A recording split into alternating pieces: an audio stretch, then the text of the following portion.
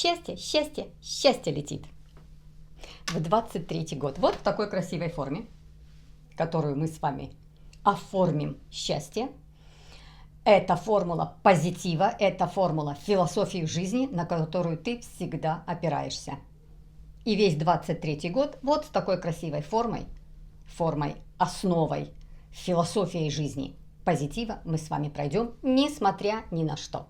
Ну, а в этом видео рассмотрим транзит Лилит, фиктивной точки, в знак зодиака Лев. Это транзит с 8 января на 9 месяцев 3 октября 2023 года. Черная луна Лилит будет находиться в знаке зодиака Лев. Но вижу Розану. Узнаю 7 факторов транзита Лилит в знаке зодиака Лев. И, конечно же, сразу ставлю лайк, потому что информация будет очень познавательная и поучительная. Использовать ее можно, применять в своей жизни. Для чего нужна информация? Для того, чтобы ты мог ее подстроить под свои ситуации, использовать ее в своей личной, собственной жизни. Итак, вижу Розану, слышу слова счастья и, конечно же, сразу ставлю счастливый лайк. Спасибо всем. Ну что, мои хорошие, такой транзит Лилит мы с вами наблюдали. Смотрите, этот такой транзит был в 2014 году. Луна таким образом амбициозно находилась во Льве. А также в 2005 году тоже Луна находилась во Льве. И сейчас, 23 год, черная Луна находится во Льве. 7 факторов, которых мы с вами рассмотрим транзита Луны по этому знаку. Итак, первое. Лесть. Лесть, которая будет со всех сторон тебя одурманивать, заблуждать. Такая мнимая лесть. Что-то тебе говорят, что-то тебя восхваляют, что-то тебе... Но ты понимаешь, что что-то незаслуженно, что-то вообще ко мне не относится. В чем дело? Какая-то ситуация такая, вроде ты чувствуешь в этом во всем ложь. Это лесть, которая отравлена, имеет такой привкус очень неприятный. Как-то тебе все это... Кстати, очень разбирайтесь в этих вещах. Как-то тебе все это немножечко садится непонятно, незаслуженно. Что-то очень много вокруг этого кружится. Так как, знаете, кнут и пряник. Тебе какую-то лесть сказали, и тут же что-то за спиной неприятное сделали. Тебе что-то какой-то принесли подарок, и тут же сказали, что мы принесли подарок, а она была недовольна. Такой подарок А когда приносили подарок? Мы от всей души делаем вам подарок. Это вот... И тут же... То есть какой-то кнут и пряник. Вы будете это ощущать. И каждый уже себе будет сам применять, как реагировать вот на такие вещи. Кто-то с одной стороны тебе говорит: да, ты так молодец, такую учебу прошел, ты такой умный, ты везде можешь применять свои знания. И тут же говорит: да, это все учения, которые он или она прошла, эти все учения были такие, это все купил, это все потому, что у него там были или у нее знакомые и так далее. И вы будете не понимать, в чем дело, что происходит. И даже иногда сам какую-то покупку сделал, тебе продавец так нахвалил, так тебе нахвалил, что-то тебе наговорил, как будто вот просто единственный шанс купить эту вещь. А потом ты приходишь и думаешь: а куда я вложил деньги? А зачем я там подпись уже поставил? Зачем я сделала эту покупку? Как-то все вот кнут и пряник. Пряник и кнут, все какое-то сладкое, а потом оно как-то все это отравляет. Это ощущаешь. Поэтому, применяя эти знания, для чего мы с вами все это рассматриваем? Для того, чтобы это применять потом в своей жизни. На протяжении всех, это вот, знаете, наглядные вещи вы можете проследить, что было в 2014 году, в 2005 году. Да, в 2005 году и в 2014 году точно так же работала черная луна, которая находилась во Льве. Такая эйфория, такая радость от какого-то сделанного поступка. Кстати, поступок всегда сопровождался очень изначально заложено было ложь и неправильно, и ты понимал, что ты неправильно делаешь. И потом этот поступок тебе, который вызывал эйфорию, он тебе обязательно потом скажется. Следующее, второе, это зависть. Настолько обостряется зависть. И эта зависть такая, знаете, зависть прибывает к происходящему, и зависть очень тяжелая. Зависть корона на голове, и эта корона тебе начинает очень сильно жмет от такой зависти. И эта корона тебя прибивает от какой-то такой ярости, от ярости того, что не соответствует тому, что ты задумывал. А ты задумывал что-то не очень положительное, не очень изначально правильное. И ты знал, что это неправильно, ты понимал, что что-то я не так, наверное, делаю. И вот наступает здесь корона, начинает тебе, просто тиски тебе сжимают, прибивает эта корона. Это вот от того, что ты просто в гневе за свое неправильное когда-то решение, за свои неправильные когда-то поступки. И это выявляет черная луна. Казалось бы, черная луна интриганка, которая людей стравливает, которая немножечко все перепутать, все запутать и со стороны наблюдать, как человек выбирается из этой ситуации. Но находясь в знаке зодиака Лев, очень выявит настолько, насколько может Лев это показать. Вот она выявит все, Луна, находясь во Льве, выявит все, абсолютно все грязные и ненужные вещи, которые были сделаны в прошлом. И выражаться это будет в такой зависти, в ярости. Следующее. Третий фактор, третий пункт нахождения Лилит в знаке зодиака Лев. Это я лучше всех. Это я знаю как, я вам скажу как, я вас научу. Я вижу лучше, чем вы. Я сильный, я властный, я с короной на голове. Вот это качество очень сильно будет проявляться, и оно звучит как блеяние. Вот это не лев о себе заявляет, а вот в образе льва с короной на голове, но звучит как блеяние. Вот такое состояние. И вы знаете, оно уже чувствуется. Оно уже чувствуется.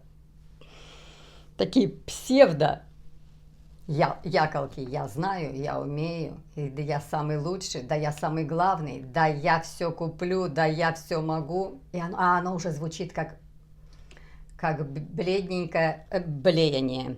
Следующее, конечно, это четвертый фактор нахождения черной луны по знаку зодиака Лев – это дети. И дети являются как щит, как защита, как прикрытие. То есть ты начинаешь манипулировать, когда оказываешься в какой-то такой ситуации. Ну, я не знала, у меня дети, я ничего не мог с этим сделать. Ну, мне надо детей кормить.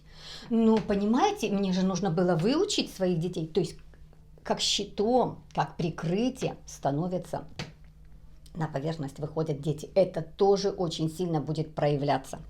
Следующее, пятое. Интриги, риски, опасности. Это выход вот этой вот грязной энергии, которая собралась у многих. И эта энергия, она тебя прям как выход из ситуации, ты на таком краю опасности, ну вот прям вот хоть как-то это вот такой энергии, выброс энергии, вот куда-то ее выбросить, какой-то я риск сделаю и этим самым выпущу свою энергию. Опасность какая-то предстоит, но я вот через эту опасность выпущу свою вот эту вот энергию, которая собралась, которой места уже нет, она хочет разрываться внутри. Следующее – это инфекционные заболевания. Это тоже присуще, очень присуще черной луне, которая будет находиться в знаке зодиака Лев. Инфекционные заболевания, причем инфекционные заболевания очень разного характера, как сексуального характера, так и ментального характера. Как будто бы огромная часть времени твоего, или если это в масштабах побольше, вот огромная часть какого-то сообщества подвергается опасности, инфекционной опасности, как будто бы что-то происходит на ментальном уровне. Это тоже очень сильно будет проявляться. И седьмое. Мы с вами знаем, что дана жизнь, даны всегда все решения. Такого быть не может. Пока ты живешь, пока у тебя бьется сердце, ты всегда найдешь и ты ищешь любые пути для решения любой ситуации. Итак, седьмое – это то, что перекрывает энергию черной луны, находящейся во Льве. Что делать? Мы всегда с вами задаем вопрос, что делать? Вот такой транзит. Что делать в такой ситуации? Как себя вести? Как себя реализовать? Как на это реагировать? Что делать? Не почему, не зачем это все, а что делать? Вот есть такой транзит. Что нам подсказывают звезды? Выход из этой всей ситуации. А выход такой. Это Лев находится на одной оси со знаком зодиака Водолей. И вот эти все качества Водолея, воспользоваться этими качествами, то есть свобода. Свобода. И эта свобода не физически, мне прям свобода нужна. Эта свобода должна быть ментальная. Я мыслить должен свободно. Я высказываться должен свободно. Я не должен бояться своего начальника. Мы можем с ним дискутировать, мы можем выйти на диалог, мы можем обсуждать, но не через страх. Я не должен бояться родителей своих. Я не должен бояться своего папу или маму. Я не должен бояться учительницу, которая старше и как будто бы умнее. Я хочу спросить, я хочу сказать. То есть вот такая свобода, свобода самой жизни, свобода самовыражения. Это первое. Второе, это, конечно же, творчество. Чем-то обязательно в этот период заниматься, что-то новое узнавать, что-то новое читать, что-то новое приземлить. Почему? Потому что очень много огня во всем этом. Заходит Лилит. Лилит сама по себе это энергия горячего такого, знаете, как ты на сковородке прям тебя вот так. И еще и заходит там, где управитель Солнца. А наш Юпитер, от которого ты всегда ждешь поддержку, он находится тоже в огненном знаке, то есть много огня. И когда ты это отрабатываешь через воздух, этот огонь носится в воздухе. Поэтому, конечно, приземлить, чем ты можешь это все разбавить? То, что ты делаешь творческое через руки. То есть ты сидишь, ты чем-то занимаешься, что-то ты делаешь, ты вот этим самым ты немножечко разгрузку делаешь всей этой энергии. И, конечно, свобода самовыражения. Мы будем с вами при всем при этом изобилии, мы будем с вами наблюдать, новые технологии появятся за эти 9 месяцев. Появятся новые, очень хорошие лекарства, которые победят какие-то сложные заболевания. Мы с вами можем наблюдать за какой-то новой моделью поведения в жизни, то есть больше ты будешь взаимодействовать с все, что связано с технологиями, все больше и больше ты в них погружаешься, и это неизбежно, не надо этому сопротивляться. Это такая эволюция происходит. Мы на пороге вот таких больших перемен эволюционных. Следующее что? конечно же, обязательно черная луна, плюс еще ко всем тем качествам, она положительно нам с вами раскроет тайны.